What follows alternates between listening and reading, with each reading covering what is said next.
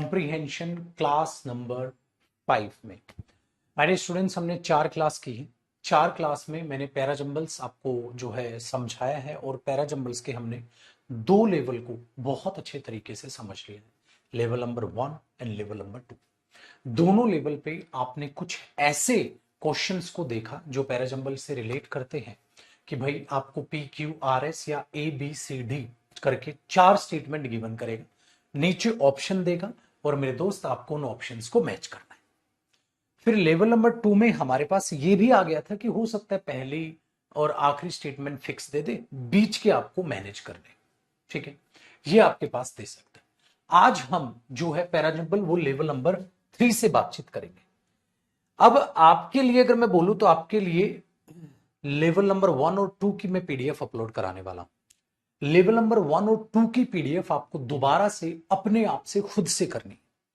Level number 1 की जो PDF होगी माय डियर स्टूडेंट्स, उसमें आपको 25 क्वेश्चंस देखने को मिलेंगे। कितने क्वेश्चंस देखने को मिलेंगे? 25 क्वेश्चंस। लेवल नंबर 2 की जो आपके पास पीडीएफ होगी उसमें भी आपको 25 क्वेश्चंस देखने को मिलेंगे। तो टोटल कितने क्वेश्चंस आपको करने हैं? 50। उनके नीचे उनके आंसर भी गिवन होंगे, आप मैच कर लीजिएगा प्रैक्टिस करके। लेवल 2 के अगर बात करें तो लास्ट क्लास में 14 क्वेश्चंस मैंने आपको करा दिए थे।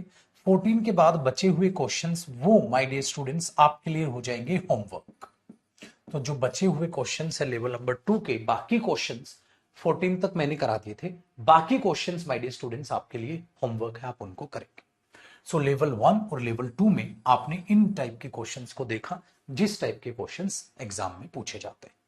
आज हम level number 3 my dear students करने वाले हैं। फिर हम लेवल नंबर 4 करेंगे। तो 4 लेवल में मैं पैराजम्बल्स को बांट के चलता हूं, लेवल 1, लेवल 2, लेवल 3, लेवल 4। ठीक है, फिर लेवल 4 के क्वेश्चंस हम करेंगे। लेवल 4 के अलग पैटर्न के क्वेश्चंस होंगे जिसमें एक ही सेंटेंस को वो डिवाइड कर देगा।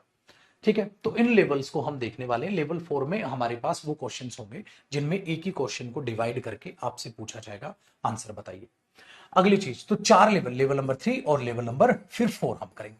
फिर जो फाइनल हमारे पास प्रैक्टिस होगी वो हम करेंगे प्रीवियस ईयर क्वेश्चंस, यानी कि PYQs। फिर जो लास्ट हम करने वाले हैं माय डियर स्टूडेंट्स, वो प्रीवियस ईयर क्वेश्चंस की पीडीएफ करेंगे, जो कि लेवल 5 नहीं होगा, वो फाइनल होगा। फाइनल जो हम इसके पीडीएफ करेंगे। फिर PYQ प्रीवियस ईयर क्वेश्चंस करेंगे और उन क्वेश्चंस में नीचे एग्जाम डेट लिखी होगी, भाई ये इस एग्जाम का क्वेश्चन है, ये इस एग्जाम का क्वेश्चन है, ये इस एग्जाम का क्वेश्चन है। जैसे सीजीएल का क्वेश्चन कर लिया, सीपीओ का क्वेश्चन कर लिया, सीएचएसएल का क्वेश्चन कर लिया, एमटीएस का क्वेश्चन कर लिया, सीडीएस का क्वेश्चन कर लिया। तो मेन मेन एग्जाम जो पैराजम्बल्स हैं, तो वो एग्जाम वाइज आपके पास प्रीवियस ईयर क्वेश्चंस को हम करेंगे। तो मेरे दोस्त, ये मेरा वादा है, आपका पैराजम्बल्स बहुत ही अच्छा हो जाएगा, बहुत ही अच्छा हो जाएगा। तो जितनी ज्यादा आप प्रैक्टिस करोगे उतना अच्छा है। तो 4 लेवल और 5वां हमारा PYQ यानी प्रीवियस ईयर एग्जाम के क्वेश्चन हो जाएंगे। चलिए स्टार्ट करते हैं लेवल नंबर 3, जो कि अपने आप में मुश्किल है।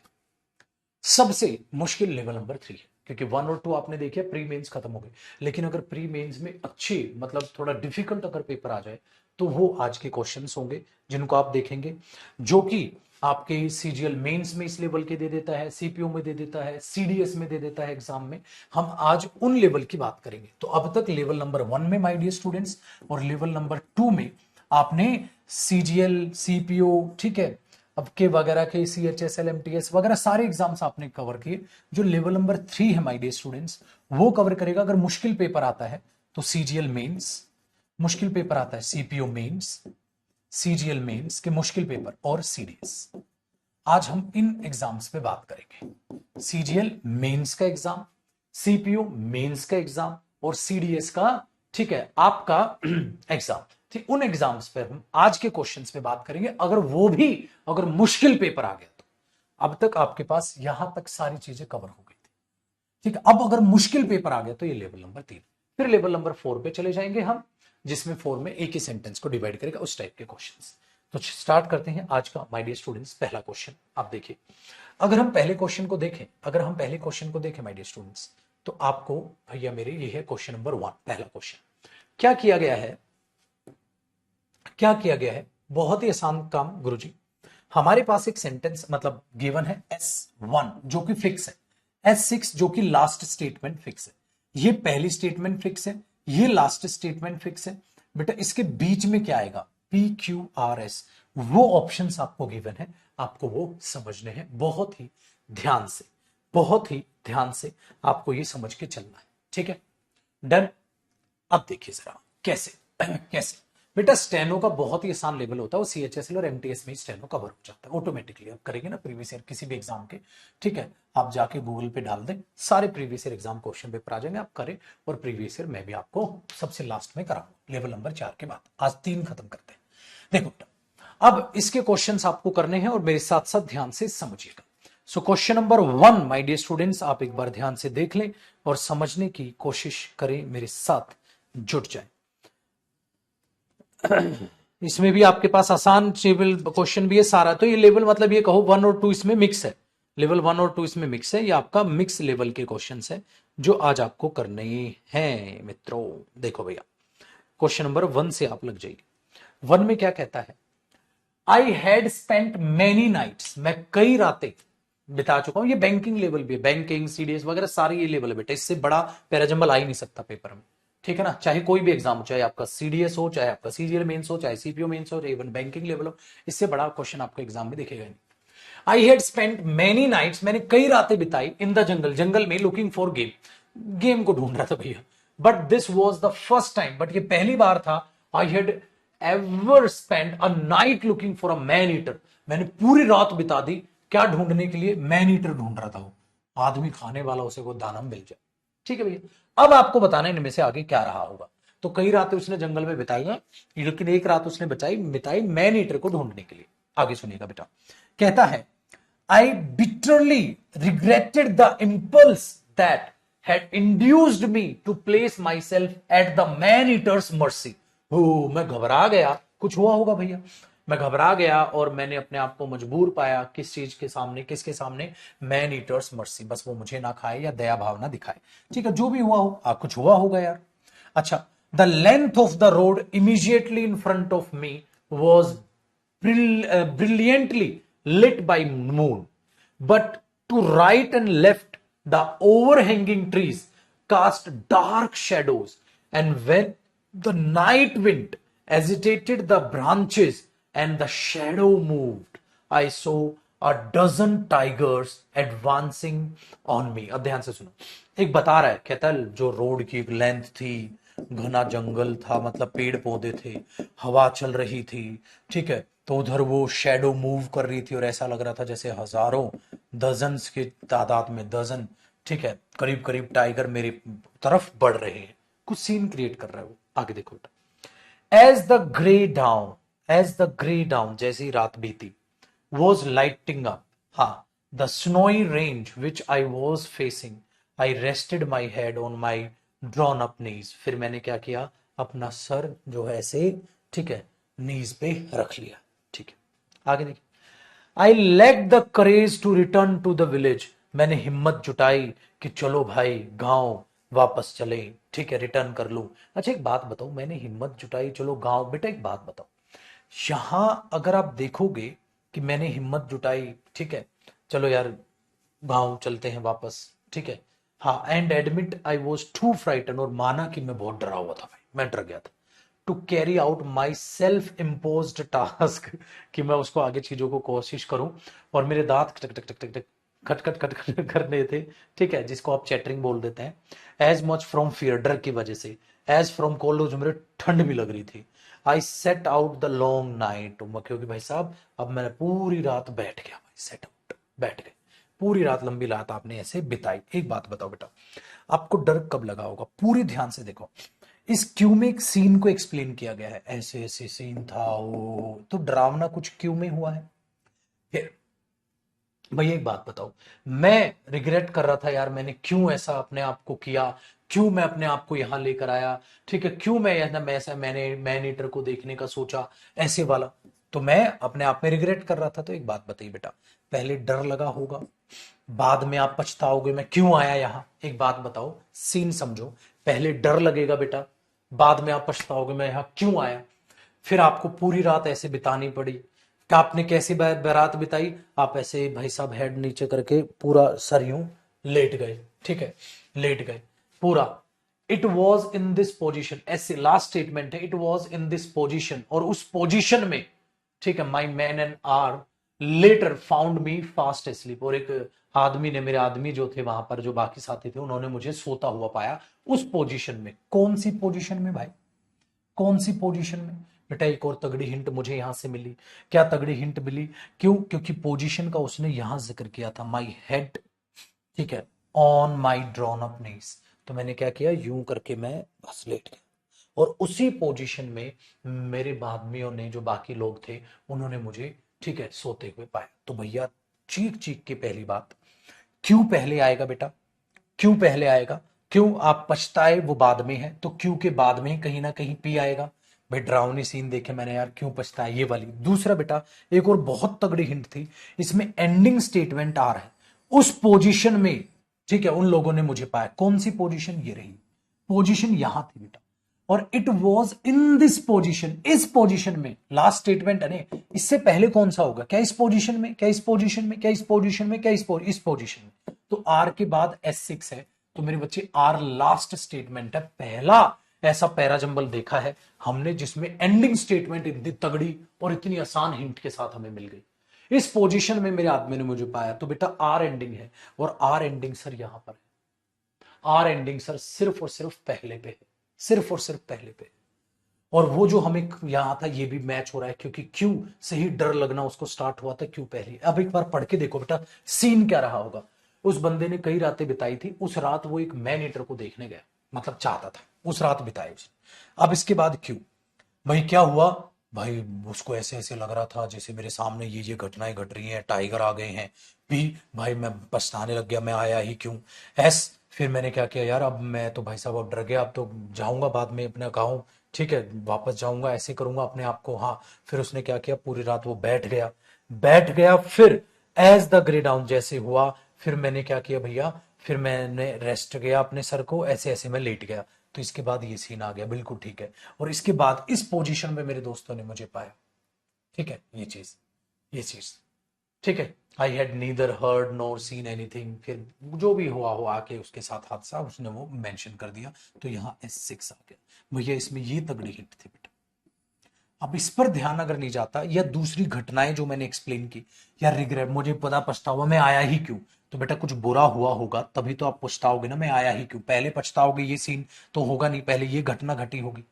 फिर कैसे कैसे रात बीती, कैसे कैसे मैंने किया, वो बाद की बातें भैया। तो ये एक और हिंट थी कि यहाँ क्यों ओपनिंग है, एक और हिंट थी कि क्यों इससे भी पहले भैया क्या क्या हुआ, ठीक है। जैसे जैसे रात बीती, फिर मैंने अपने घुटनों पे बैठा, लेट गया, सो गया, वो तो बाद की बातें हैं।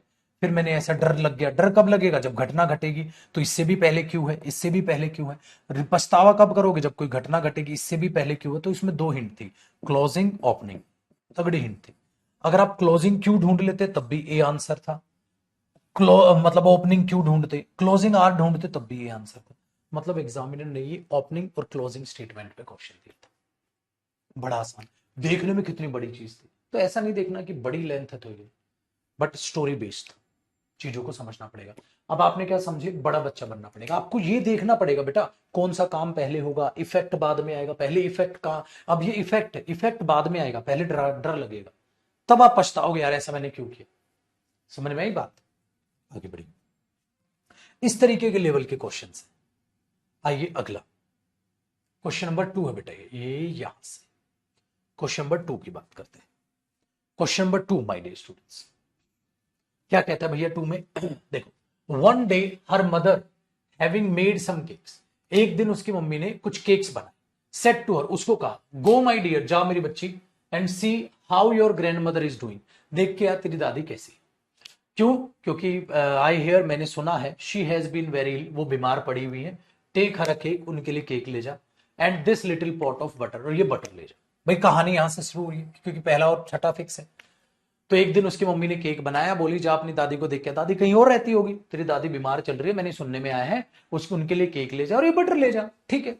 तो किसको भेजा उसने, हाउ योर ग्रैंड मदर, तो वन डे हर मदर मतलब लड़की की मम्मी ने उसको भेजा। अब आगे, ही आस्क्ड हर, है यहां तो मम्मी और बेटी का जिक्र है, he asked her where she was going. अब यहां से चालू ना बेटा, इनके बीच में क्या आएगा, यहां से चालू।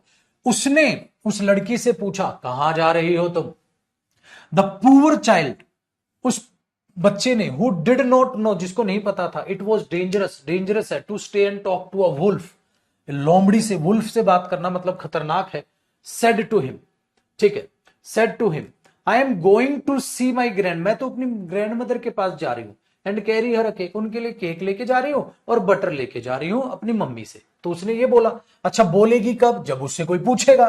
तो इसका मतलब ये इसी ने पूछा है उससे, he asked her where she was going, कहां जा रही हो तुम, और ये उसने आंसर किया होगा भैया, ये उसने आंसर किया होगा भैया, यही तो बात बनने लग रही है। उसने उससे पूछा होगा तो उसने आंसर, बेटा एक बात बताओ, आंसर कब करोगे, जब पूछा जाएगा।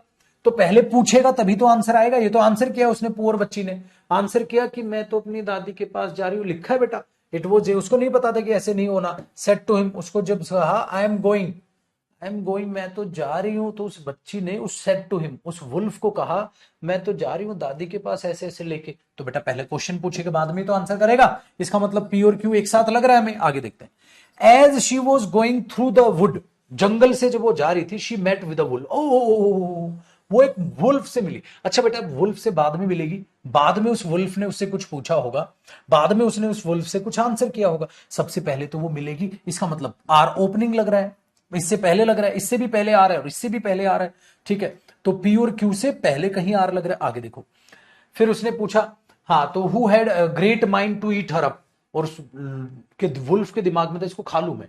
ही डेयर नॉट, बट उसकी हिम्मत नहीं थी, क्यों, क्योंकि कुछ would cutters near by forest में काम कर रहे थे तो उनको डर था, ठीक है। शी सेट आउट इमीजिएटली, वो जल्दी से बाहर गई, to go to her grandmother, अपनी दादी के पास जाने के लिए, who lived in another village, जो कि वो दूसरे गांव में रहती थी। है ओ भाई, वो जल्दी से बाहर निकली जाने के लिए ग्रैंड मदर के पास जो दूसरे गांव में रहती थी। बेटे एक बात बताओ, वो निकली कब निकली, जब उसकी मम्मी ने कहा। ओ भाई, आर पी क्यू से पहले आएगा पक्का, क्योंकि पहले वो लोम्ब वुल्फ से मिलेगी, बाद में वुल्फ से क्या बातें हुई, ये वो सीन है। तो पी और क्यू से पहले पक्का आ रहा है।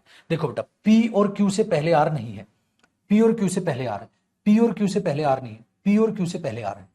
अब आपको यह सोचना है मेरे बच्चे, एस पहली स्टेटमेंट है यार, सर एस पहली स्टेटमेंट हुई क्यों, उसकी मम्मी ने कहा जा अपनी दादी को केक वेक दिया, फिर वो बाहर निकली जो कि उसकी दादी दूर रहती थी, फिर वो जाने लग गई, फिर आर, जैसे ही वो गई जंगल के थ्रू वो जा रही थी, बेटा यहां से जाना चालू किया ना, तो भैया एस ओपनिंग हुआ, यहां से निकली है ना वो, सी सेट आउट, फिर वो निकली इमीडिएटली, तुरंत से वो निकली जाने के लिए, उसकी जो दादी है वो दूसरे गांव में रहती थी।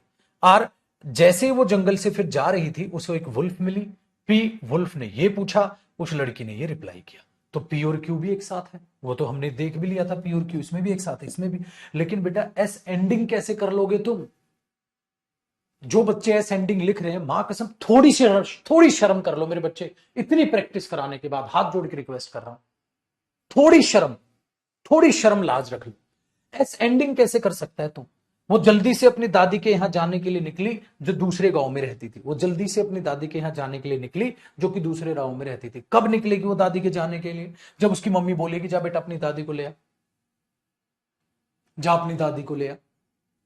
फिर दूसरा, उसके बाद जो लास्ट स्टेटमेंट है उसमें क्या लिखा है, does she live far off, she said the wolf, wolf ने कहा, वुल्फ कब, वुल्फ का जिक्र यहां चल रहा है, पी में, क्यू में, आर में, एस में वुल्फ का जिक्र है ही नहीं, तो एस के बाद, एस के बाद तू एस सिक्स कैसे बोल देगा भाई, एस के बाद एस सिक्स कैसे बोल देगा भाई,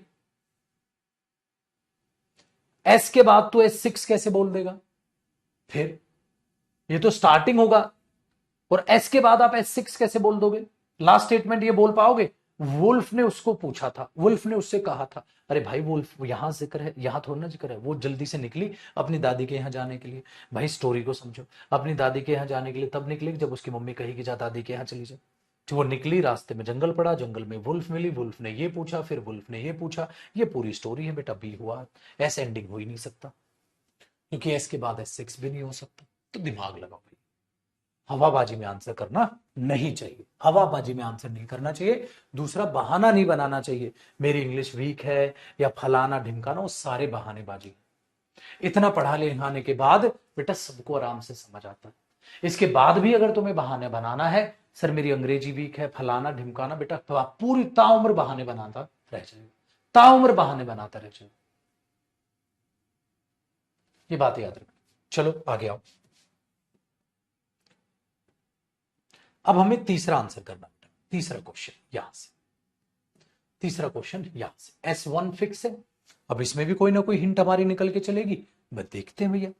तीसरा देखते हैं बेटा, ध्यान से सुनिएगा। कहता है व्हेन आई वॉज अलाइव, जब मैं जिंदा था, and had a human heart, जब मेरा ह्यूमन हर्ट होता था, आंसर द स्टैचू, स्टैचू ने आंसर किया। I did not know what tears were, मुझे नहीं पता था आंसू क्या होते हैं। क्यों? I lived in a palace, मैं पैलेस में रहा, ठीक है, where sorrow is not allowed to enter, जहां दुख आ ही नहीं सकता था। देखो, एक स्टैचू है, वो कह रहा है जब मैं इंसान था मुझे पता ही नहीं था आंसू क्या होते हैं, दुख क्या होता है, क्योंकि मैं एक महल में रहता था और महल में दुख का आना मना था, मतलब मौज मस्ती थी। तो जब, मतलब वो तो मर चुका, वो स्टैचू है, तो ये एक स्टैचू है, वो ये बातें कर रहा है ना बेटा। ऐसा सीन है कि जब मैं जिंदा था तो भाई बड़ा मस्त रहता था, मेरे को नहीं पता था दुख क्या होता। आगे बढ़ो, ये इसके बाद यहां पर कुछ आएगा next. So I lived and so I died, वैसे ही मैं जिया और वैसे ही मैं मरा। कैसे? पता नहीं भाई, बताएगा। राउंड द गार्डन, गार्डन के राउंड में ran run a very lofty wall, garden, garden के आसपास वॉल थी, but I never care to ask what lay beyond it, दीवार के पीछे क्या है मैंने पूछा ही नहीं। Everything about me was so beautiful, मेरे लिए तो वही बढ़िया था, मजा आ रहा था। नेक्स्ट, माई कंट्रेर जो थे called me the happy prince, मुझे वो हैप्पी प्रिंस बुलाते थे।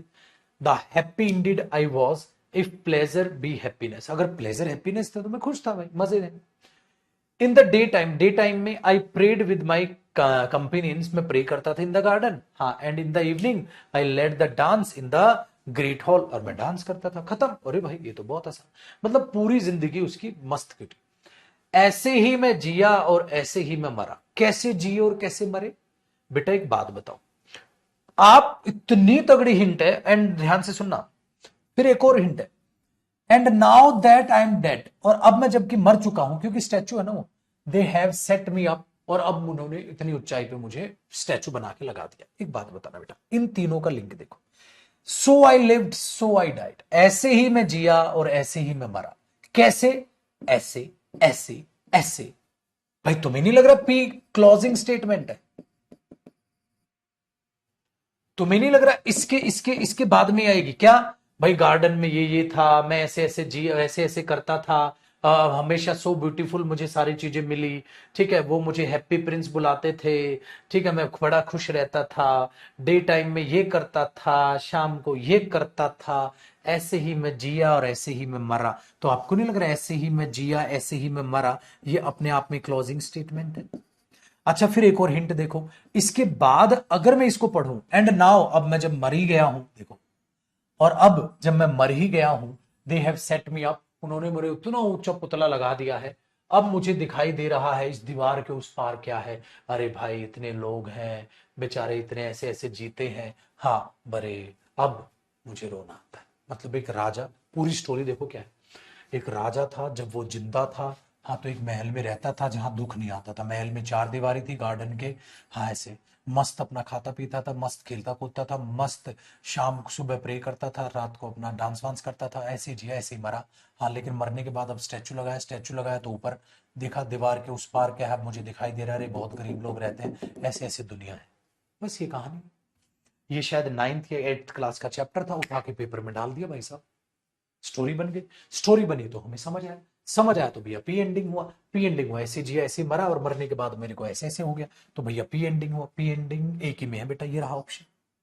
अब पढ़ लो, पहले में जब मैं जिंदा था, मैं प्लेस में रहता था, दुख आता ही नहीं था वहां, ठीक है, हाँ ये आया क्यू, उसके बाद हमने क्या पढ़ा, क्यू, राउंड द गार्डन, अब देखो मैं जैसे रहा, हाँ ऐसे ऐसे था, पैलेस, पैलेस कैसे था, राउंड द गार्डन, पैलेस के जो गार्डन थे, ठीक है, ऐसे ऐसे, बहुत ही, एवरीथिंग अबाउट मी वो बहुत ब्यूटीफुल था, ऐसे गार्डन बना हुआ था। फिर एस में, इन द डे टाइम में ऐसे करता था, फिर ये हुआ। आर में, मेरे जो थे वो मुझे बुलाते थे हैप्पी प्रिंस, क्योंकि मैं हमेशा खुशी था भाई, हैप्पी था। हाँ, पी में ऐसे जिया मैं ऐसे मरा। बस इसके अलावा कोई हिंट दे दे, क्योंकि इन बातों को तो आप आगे पीछे भी बता सकते हो, इन बातों को तो आप आगे पीछे भी बता सकते हो बेटा, इसके अलावा कोई हिंट नहीं है इसमें, आप खूब दिमाग लगाओ दो, इसके अलावा कोई हिंट नहीं है, और ये बहुत तगड़ी हिंट है, बहुत तगड़ी हिंट है। ऐसे ही मैं जिया ऐसे ही मरा, कैसे जिए ऐसे जिए, ऐसे ही मैं मरा, मरने के बाद ये हुआ, मरने के बाद ये हुआ, देख लो, इससे बढ़िया हिंट क्या लो। एग्जामिनर ने पूरी तरीके से हिंट दी है मेरे बच्चे। ये स्टोरी है 9th चैप्टर या 8th क्लास की चैप्टर की है कहानी, वो उसने एग्जाम में दी थी। और ये क्वेश्चन सीडीएस के प्रीवियस ईयर एग्जाम का है, जो इससे पहले क्या वो सीजीएल में भी आया हुआ था। तो इस तरीके से है ये बेटा, उस तरीके के क्वेश्चन है। तो पैरासिम्बल आपसे कुछ नहीं कहते, the more you practice the more you learn. यहां कोई बहाने नहीं, कोई कुछ नहीं। ठीक है, चलो बेटा अब आगे देखते हैं question number 4। My dear students, अगर हम 4 को समझने की कोशिश करें तो ये पहला S1 तो फिक्स है भैया, अब तो आसान लग रहे होंगे बेटा। S1 तो फिक्स है, ठीक है। हाँ, आपने बोला हाँ जी बिल्कुल फिक्स है sir. Each organism is adapted to its environment. हर एक ऑर्गेनिज्म जो है वो अपने एनवायरमेंट के हिसाब से ढला हुआ है। S1। अब इसके बीच में क्या आएगा देखो, there is a range of strategies by which the food is taken in and used by the organism।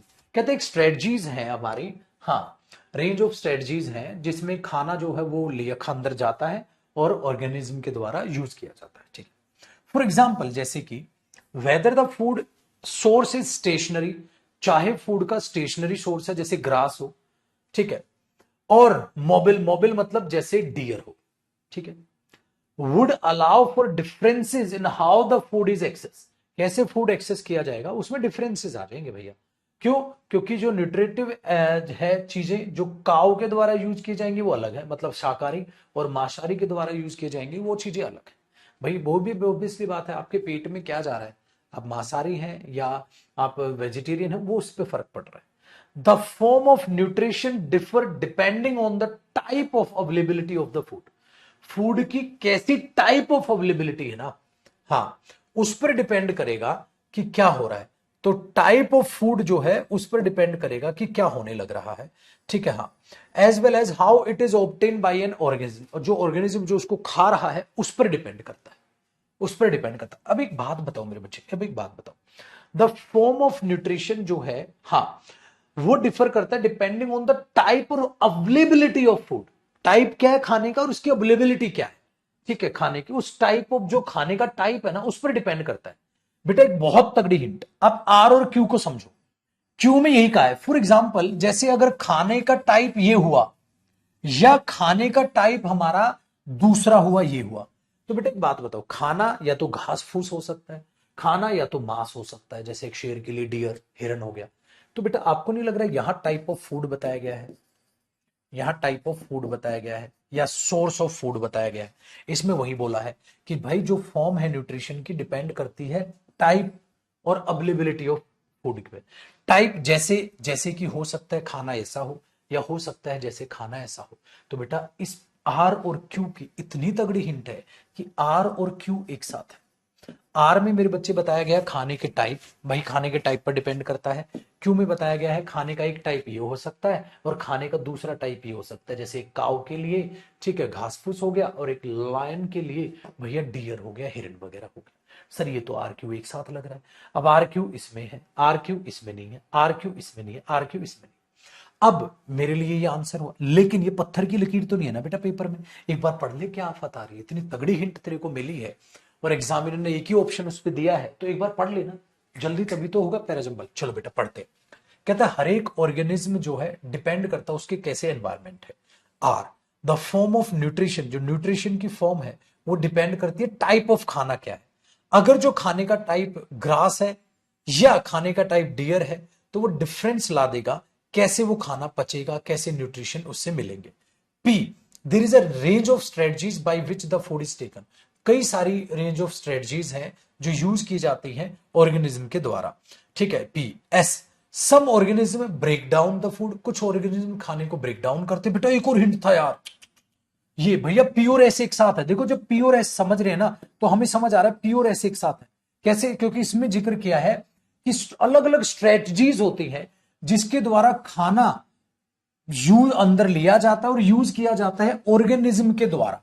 क्या करता है, कुछ ऑर्गेनिज्म उसको ब्रेक डाउन करते हैं खाने को outside thick the body and absorb करते हैं, और दूसरे ऑर्गेनिज्म क्या करते हैं, टेक द होल मटेरियल ले लेते हैं और break it in down inside their body, और अपनी बॉडी के इनसाइड अंदर ब्रेक करते हैं। आ जाओ भैया, यही तो था, यही तो था कि अलग अलग स्ट्रेटजीज हैं कैसे ऑर्गेनिज्म काम करता है। कुछ ऑर्गेनिज्म ऐसा ब्रेक डाउन करते हैं खाने को बाहर आउटसाइड, और कुछ ऑर्गेनिज्म खाने को अंदर ब्रेक डाउन करते हैं। भैया तगड़ी हिंट थी, पी और एस एक साथ था। आप में से कुछ बच्चे को पीएस मिल गया होगा और आप में से कुछ को आर क्यू मिल गया होगा।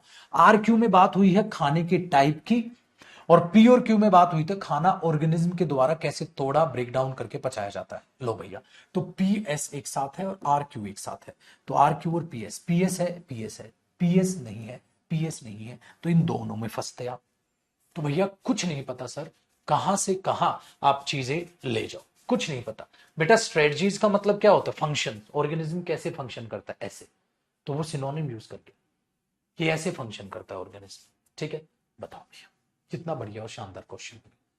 लेकिन अगर हिंट ढूंढोगे तो, अगर हिंट ढूंढोगे तो आप लिंक नहीं ढूंढेंगे, स्टार्टिंग एंडिंग नहीं देखेंगे, रिदम नहीं पकड़ेंगे, तो गड़बड़ हो जाएगी। या कोई बच्चा यही बोल दे सर मेरे को तो हिंदी नहीं आती, मां कितनी हिंदी करनी आती है सर, बिल्कुल नहीं आती, जीरो हूं सर। तो भैया जीरो तो फिर इंग्लिश में जीरो ही रहेगा ना यार, क्यों, क्योंकि तू खुद ही जीरो मान के बैठा है, मेहनत ही नहीं करनी। जब मेहनत ही नहीं करेगा तो बेटा सीखेगा क्या, जीरो, नंबर भी क्या आएंगे, जीरो। मेहनत करनी चालू कर दे सब समझ आएगा भैया, मेहनत करनी चालू कर दे सब समझ आएगा। समझ में आई बात, बताइए भाई, आया ये समझ। अब हिंट निकालनी आ रही है, ये सबसे टफेस्ट लेवल है बेटा जो आ सकता है एग्जाम, वरना लेवल 1 और 2 से ही सारे क्वेश्चन आने। ये तो मैं आपको करा रहा हूं कि भैया हर टाइप के क्वेश्चन कराना मेरा फर्ज बनता है। चलिए अब अगले क्वेश्चन को देखते हैं बेटा, क्वेश्चन नंबर 5, मेहरबान कदरदान हमारे पास आ गया क्वेश्चन नंबर 5।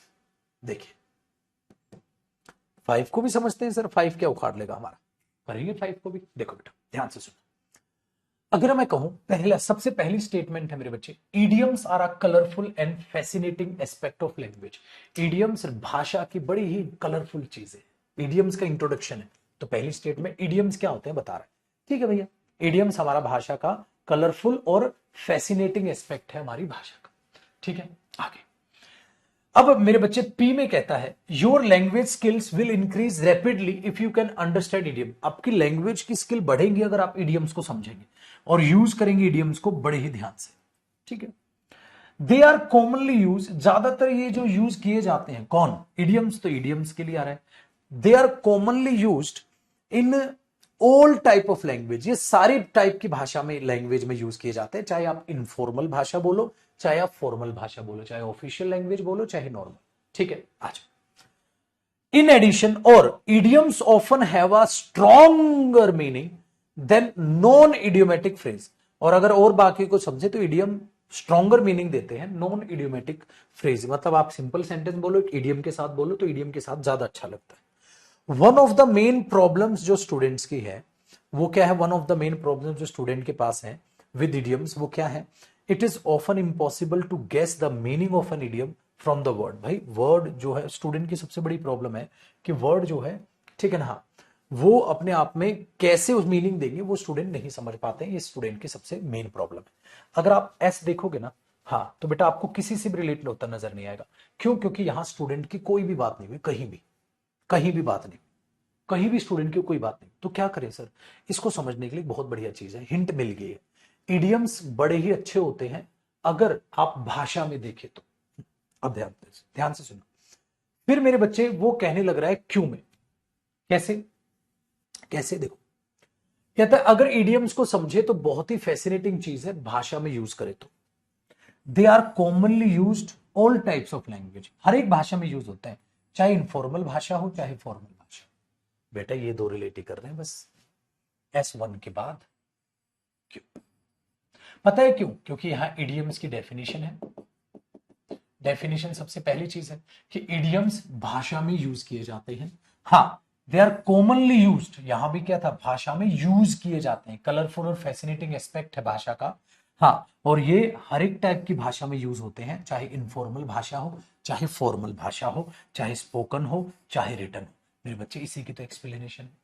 अब आप इडियम्स की अगर डेफिनेशन बताओगे पाजी, ऐसे ही तो बोलोगे, इडियम्स हर एक भाषा में यूज किए जाते हैं, इडियम्स यूज किए भाषा के लिए बहुत ही इंपॉर्टेंट एस्पेक्ट है, हर एक भाषा में यूज होते हैं, चाहे इनफॉर्मल भाषा हो चाहे फॉर्मल। बेटा अब डेफिनेशन पूरी हुई इसकी, क्यों में, अब क्यों ओपनिंग इसमें दिया है, फिर से तो पत्थर की लकीर तो है नहीं भैया, मेरे को तो हिंट मिली, पत्थर की लकीर तो है नहीं बेटा, पत्थर की लकीर नहीं है तो एक बार पढ़ के देख लो। देखो इडियम्स बहुत ही जरूरी एस्पेक्ट है भाषा का। ये हर एक टाइप की भाषा में इस्तेमाल होते हैं, चाहे इनफॉर्मल भाषा हो चाहे फॉर्मल हो। पी, योर लैंग्वेज स्किल, आपकी लैंग्वेज स्किल बढ़ जाएंगी अगर आप ईडियम्स को अच्छे से समझेंगे। S, one of the main problem जो स्टूडेंट के होते हैं, मीनिंग नहीं निकाल पाते हैं। R, in addition idiom often have stronger, अरे एक और sorry, stronger meaning than non idiomatic phrase. ये भी था बेटा, ये भी था, क्योंकि इसने जिक्र किया था कि क्या होता है, एक आप ये देख रहे थे एस और आर एक साथ, कैसे एक साथ है बेटा, जब आप पढ़ोगे ना पेपर में ऑटोमेटिकली कि भैया एक प्रॉब्लम यह है स्टूडेंट की कि वो जो है बेचारे मीनिंग नहीं समझ पाते हैं इडियम का, कि एक इडियम क्या मीनिंग दे रहा है, क्योंकि जो मीनिंग निकल रहा होता है उससे कुछ मतलब कुछ हो रही आता है। हाँ, और साथ साथ इन एडिशन, साथ साथ इडियम्स क्या करते हैं, एक स्ट्रॉन्ग मीनिंग दे देते हैं नॉन इडियोमेटिक फ्रेज से। तो बेटा यहां भी उसके मीनिंग का जिक्र है, यहां भी कि बच्चे मीनिंग नहीं समझ पाते हैं, और साथ साथ ये जो मीनिंग है ये स्ट्रॉन्ग मीनिंग दे देते हैं नॉन इडियोमेटिक। सिंपल स्टेटमेंट के मुकाबले इडियोमेटिक स्टेटमेंट ज्यादा मीनिंग देती है। तो भैया ये और ये एस और आर एक साथ था, एस आर यहां नहीं, एस आर यहां नहीं, एस आर यहां था और यहां था, तो आप दो ऑप्शन में फंसते, फिर घूम फिर के आपको क्यू ओपनिंग देखना पड़ता। भाई ये एस आर की वजह से ये कट जाता, फिर यहां दो फंसते। तो जिन बच्चों ने ये हिंट पकड़ ली थी वो यहां फंस गए, फिर यहां काम करना पड़ता, फिर उनको देखना पड़ता कि एस स्टार्टिंग होगा कि क्यू स्टार्टिंग होगा, फिर देखना पड़ता, फिर उनको देखना पड़ता कि डेफिनेशन यहां कंप्लीट हुई है। इसका मतलब जो ये हिंट पकड़ गया उसका पहली बार में आंसर आ गया, जिसने ये हिंट पकड़ी उन्होंने ये हिंट पकड़ी, फिर ओपनिंग ढूंढनी पड़ी बेचारों को। अगर आसान पेपर बनाता पेपर वाला तो इस हिंट से भी एक ही ऑप्शन देता, उससे भी एक ही ऑप्शन देता, लेकिन उसने इससे दो ऑप्शन दिए और ओपनिंग स्टेटमेंट से एक ही ऑप्शन दिया कि ये जो दिमाग लगा गया वो बच गया, और जो ये दिमाग लगा गया हाँ उसको दो ऑप्शन में लड़ना पड़ा। वो तुम्हारी बेटा मैं कहूंगा किस्मत है पेपर में, कौन सी हिंट पे तुम्हारा ध्यान जाए, और उस हिंट पे दो ऑप्शन दे या एक ही ऑप्शन दे वो आपकी किस्मत है। एक दे तो अच्छी किस्मत है, दो दे तो फिर थोड़ा काम बढ़ जाएगा, फिर ओपनिंग चेक कर लो। ठीक है, ये चीज अपने दिमाग में रखिएगा बेटा। एक बच्चा कह रहा है सर एक बार ऑप्शन बी समझा देना। बी ऑप्शन समझाने नहीं आया हूं मैं, यहां पैराजंबल सोल्व करने बेटा, बी ऑप्शन समझाने नहीं आया हूं मैं। अगर आप उसके रिदम को ही तोड़ दोगे, मैंने तुम्हें क्या असूल बताया था, मैंने आपको असूल बताया था किसी चीज की पहले डेफिनेशन पूरी करो, किसी चीज का इंट्रोडक्शन पूरा करो। उसकी डेफिनेशन है इडियम भाषा का बहुत ही महत्वपूर्ण भाग होते हैं, ये हर टाइप की भाषा में यूज होते हैं, चाहे फॉर्मल भाषा बोलो चाहे इनफॉर्मल भाषा बोलो। तो जब वो भाषा के बारे में जिक्र कर रहा है मेरे बच्चे, तो दूसरे की ऐसी की तैसी जब तुम तोड़ ही दोगे उस चीज को तो भाड़ में गया। समझ नहीं रहे हो आप? बात ये नहीं है पुत्र कि इसके बाद तू आर नहीं बोल सकता, बोल सकता है, दिन दहाड़े बोल सकता है। किसने कहा, किसने कहा तू S1 के बाद आर नहीं बोल सकता? देखो ये बच्चा कह रहा है सर बी ऑप्शन पढ़ना सेट हो रहा है, आर भी तो सेट लग रहा है। बेटा बात ये नहीं है लड्डू की सेट लग रहा है नहीं लग रहा है, नहीं समझ रहा तू मेरे पुत्र, तू S1 के बाद आर बोल, कसम से सही लगेगा तेरे को। भाई इडियम भाषा के लिए बहुत जरूरी है, अच्छे एस्पेक्ट है, और साथ ही साथ इडियम के स्ट्रॉन्गर मीनिंग होते हैं जो नॉन इडियोमेटिक फ्रेज के वगैरह होते हैं। फिर एस पढ़, इसके बाद आर पढ़ा ना, आर पढ़ लिया, अब एस पढ़।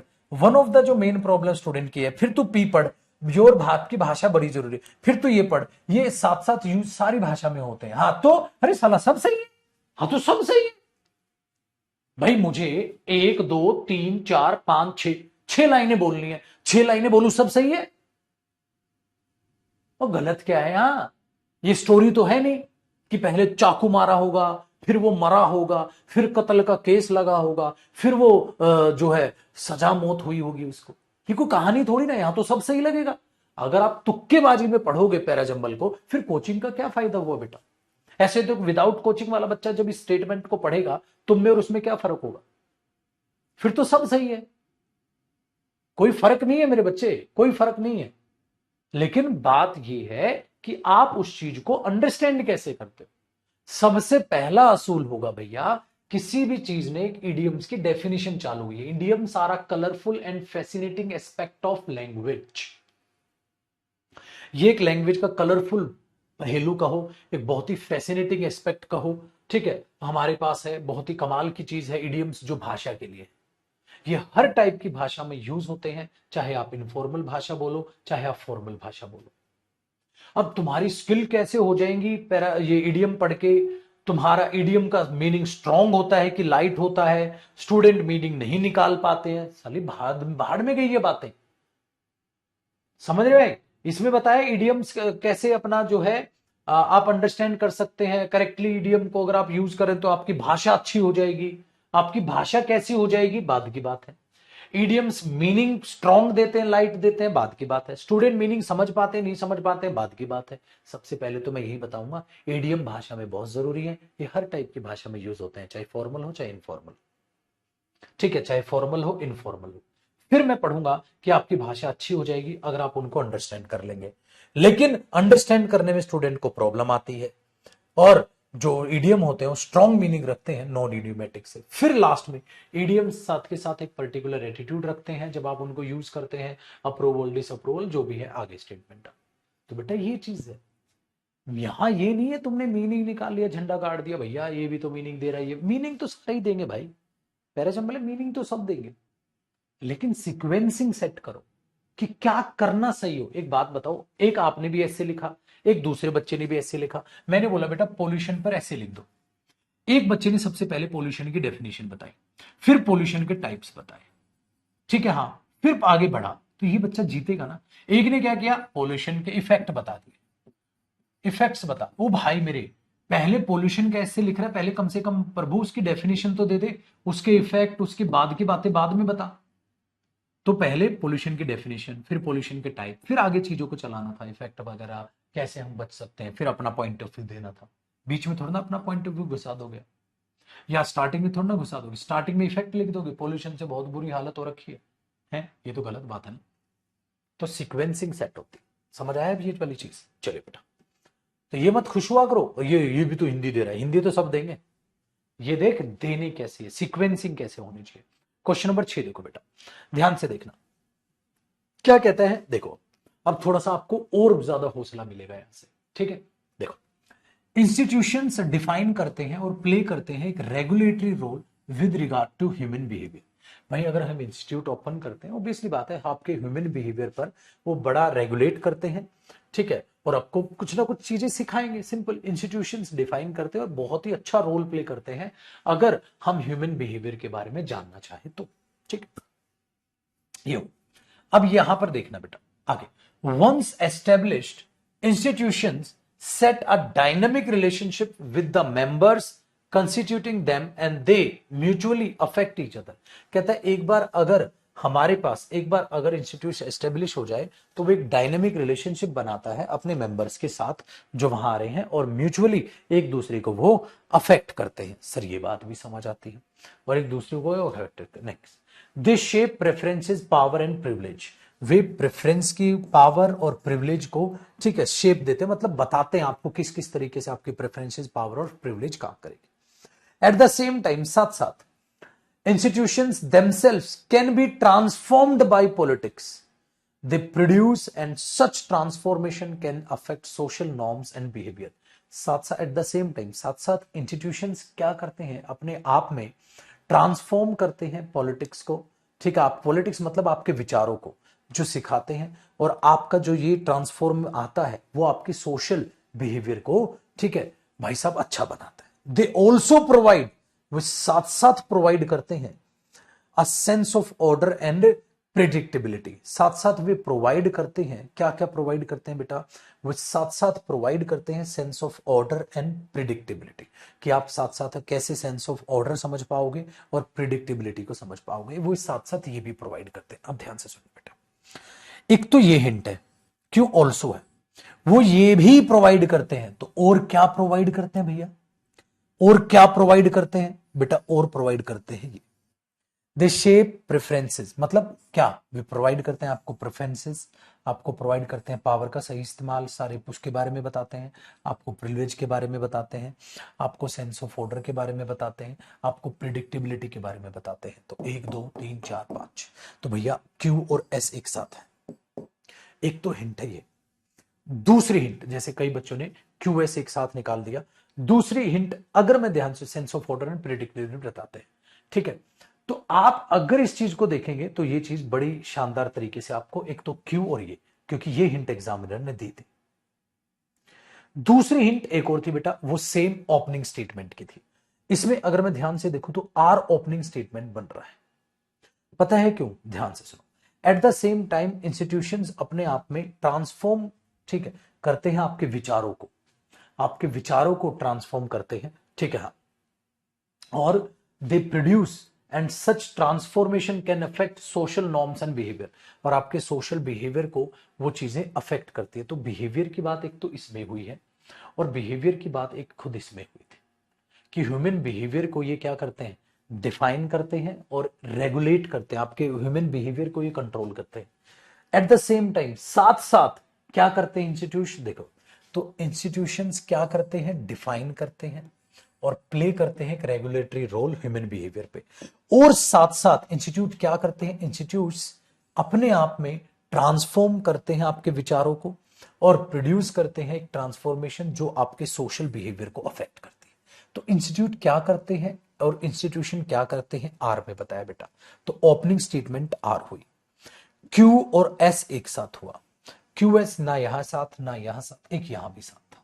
मतलब हमेशा एग्जामिनर इतनी चाल तो खेलेगा ही, आप क्यू एस पकड़ते फिर आपको ओपनिंग देखना पड़ता, आर या क्यू, ठीक है। अब मैं क्यू ओपनिंग दे, शेप प्रेफरेंस, शेप यहां तो बात कर रहा है वो क्या क्या डिफाइन करते हैं, यहां भी वही बात करता है, the same time, at the same time, और साथ साथ, किसके साथ साथ, इसके साथ साथ। तो ये चीज किसी से जुड़ेगी, ठीक है। इसके साथ साथ वे अपने आप में आपको ट्रांसफॉर्म करते हैं आपके विचारों को, ठीक है। तो themselves can be transformed by politics, आपके जो विचार हैं उसके हिसाब से वो चलेंगे और प्रोड्यूस करेंगे ऐसी ट्रांसफॉर्मेशन जो आपके सोशल बिहेवियर को संभालेगी या अफेक्ट करेगी। तो भैया मेरे इसके बाद ये फंक्शनिंग थी। अब इसको पढ़ो बेटा, पत्थर की लकीर तो है नहीं पेपर में, अब पढ़ लो। देखो, इंस्टीट्यूशंस एक रेगुलेटरी डिफाइन करते हैं और हमारे सोशल बिहेवियर पर, ठीक है, रेगुलेट करते हैं, चीजों में एक इंपॉर्टेंट रोल प्ले करते हैं। फिर आर पढ़ा, at the same time, at the same time institution ये करते हैं। फिर पी पढ़ा, वंस एस्टेब्लिश इंस्टीट्यूशन, ठीक है, एक डायनेमिक रिलेशनशिप बना लेता है वो जो उनके साथ है और म्यूचुअली इफेक्ट करते हैं चीजों को। क्यों, दे शेप प्रेफरेंसेस, ठीक है, पावर एंड प्रिविलेज। फिर एस मैंने बता दिया था, they also provide sense of order. तो ये प्रोवाइड करते हैं, शेप और प्रोवाइड करना बिल्कुल सेम बात होगी बेटा। दे शेप, वो ये करते हैं और साथ साथ ये चीजें प्रोवाइड करते हैं। तो बेटा ये शेप और ये सिनोनिम की तरह साउंड कर रहे हैं।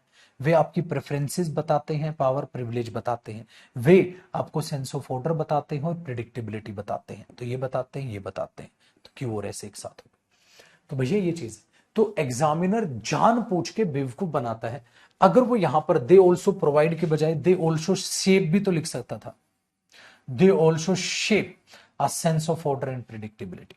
लेकिन दे ऑल्सो शेप और शेप अगर सेम वर्ब यूज करता तो 2 सेकंड में एक छोटा सा साधारण बच्चा भी क्यू और ऐसे एक साथ बोल देता। तो एग्जामिनर ने क्या किया, जान पूछ के यहां पर ऐसे खेल गया दाव कि यहां पर एक अलग से वर्ब यूज की और उसके सिनोनिम में एक दूसरी वर्ब, ये भी चीज प्रोवाइड करते हैं। तो यहां शेप का मतलब क्या है, ये आपकी प्रेफरेंसेस को शेप देते हैं, मतलब आपकी प्रेफरेंसेस बनाते हैं। तो सेम तो है, तो ये फंक्शनिंग है, ये फंक्शनिंग है। लेकिन वर्ब जान पूछ के बदली ताकि किसी बच्चे को हिंट ना पता चले, बिना मीनिंग निकाले। मीनिंग निकालोगे तो वो हिंट बनेगी। तो बेटा ये अपने आप में ए ऑप्शन इसका आंसर, अपने आप में क्वेश्चन नंबर 6 का ए ऑप्शन अपने आप में आंसर होगा। ठीक है, तो ये लेवल 4 है। अभी एक क्लास और हम लेवल 4 की लेंगे, मतलब लेवल 3 के लेंगे, फिर बातचीत को आगे बढ़ाएंगे। तो मैं चाह रहा हूं कि पैराजंबल्स को हम ध्यान से समझे, टाल के चीजों को बिल्कुल भी ना चले, टाल के चीजों को बिल्कुल भी ना चले। तो अभी हम बात करेंगे अगले सेशन में क्वेश्चन नंबर 7 से, my dear students, question number 7 जो अगला होगा उससे बातचीत करेंगे। एक सेशन और इस लेवल को देंगे, फिर हम लेवल नंबर 4 की बातें करेंगे, फिर PYQs की बातें करेंगे। तब फाइनल जब मैं बोलूंगा कि माय डियर स्टूडेंट्स पैराजंबल खत्म हुई, तब तक आप पैराजंबल के बादशाह बन चुके हो। जैसे अब आहिस्ता आहिस्ता आप में कॉन्फिडेंस आ रहा है। तो जैसे कि बेटा जब कॉम्प्रिहेंशन की क्लास 1 ली थी या पैराजंबल की जब क्लास 1 ली थी, तो आपका कॉन्फिडेंस इतना नहीं था। अब आहिस्ता आहिस्ता बढ़ रहा है, बढ़ रहा है, बढ़ रहा है, बढ़ रहा है। एक दो क्वेश्चन मुश्किल आता है, घट जाता है, फिर बढ़ रहा है, बढ़ रहा है, बढ़ रहा है, फिर क्वेश्चन मुश्किल आया, घट गया, फिर बढ़ रहा है, बढ़ रहा है, बढ़ रहा है। तो ऐसा हो जाता है। तो ये चीज दिमाग में दौड़ाइए। तो लेवल 3 था, आज वाले क्वेश्चन लेवल 1 और 2 से ज्यादा हार्ड, ठीक है, ज्यादा हार्ड थे। क्यों, क्योंकि इनमें और टेक्निकल घुस रहा है, और टेक्निकल घुसेगा। लेकिन बेटा आपको हर टाइप के क्वेश्चन करने, इसलिए इसमें मैंने 30 क्वेश्चंस डाले हुए इस लेवल, हर टाइप का मिर्च मसाला मिलेगा इजी भी मिलेगा, लेंथी भी मिलेगा, लेकिन ऐसे थे लॉजिकल।